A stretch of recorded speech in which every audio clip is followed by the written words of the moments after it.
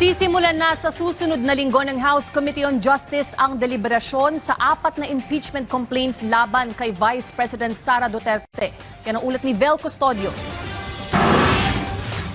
Matapos ang formal na pag-transmit ng House Committee on Justice sa 4 na impeachment complaints laban kay Vice President Sara Duterte kahapon, inanunsyo ni Justice Committee Chairperson Jervil Luistro na gaganapin sa March 2, 3 at 4 ang pagdinig ng komite para sa determination ng sufficiency in form and substance ng consolidated impeachment complaints. Kung pasado ang form and substance, mag-i-issue ng notice ang komite sa respondent na si Vice President Sara Duterte at dapat masagot ito sa loob ng 10 calendar days. May 3 araw naman ang complainants para mag-file ng reply at bibigyan naman ng 3 araw ang respondent para mag-file ng rejoinder. Kung may sapat na basehan ng impeachment complaint, magsasagawa ng hearing kung saan aanyayahang dumalo ang complainant, witnesses at akusado. Ilalagay sa committee report ang desisyon ng Justice Committee sa pagdinig at isusumite sa plenaryo para pagbotohan ng mga miyembro ng Kamara.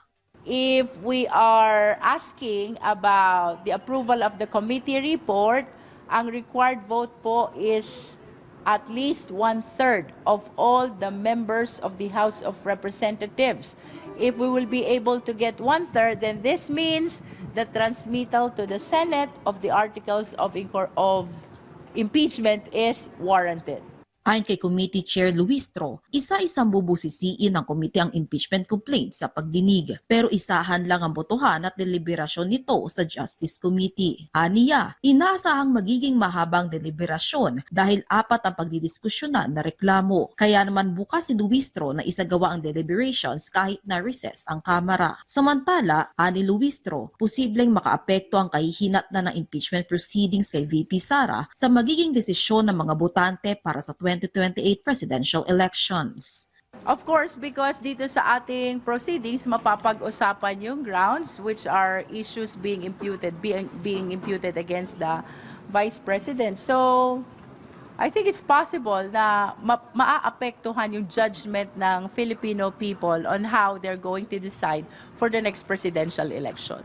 Matatanda ang inihain ng unang reklamo ng mga miyembro ng Makabayan Coalition at inendorso ni na Party List Representatives Antonio Tino ng ACT Teachers, Sara Jane Elago ng Gabriela Women's Party at Reni Luisco ng Kabataan noong February 2. Bilang endorser, naghahanda na kami para doon sa ipapatawag na meeting ng Committee on Justice para dinggin itong mga verified impeachment complaints laban kay VP Sara Duterte.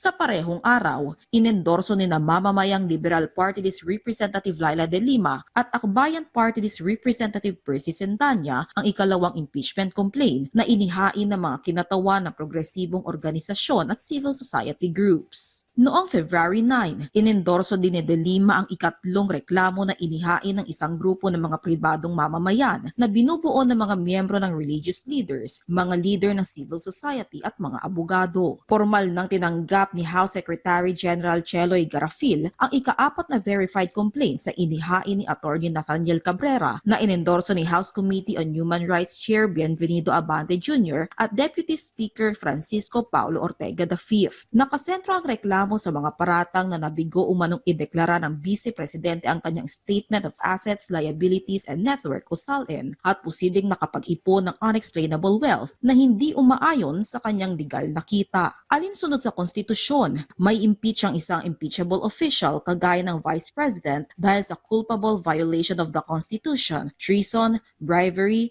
graft and corruption, betrayal of public trust and other high crimes. Vel Custodio para sa Pambansang TV sa Bagong Pilipinas.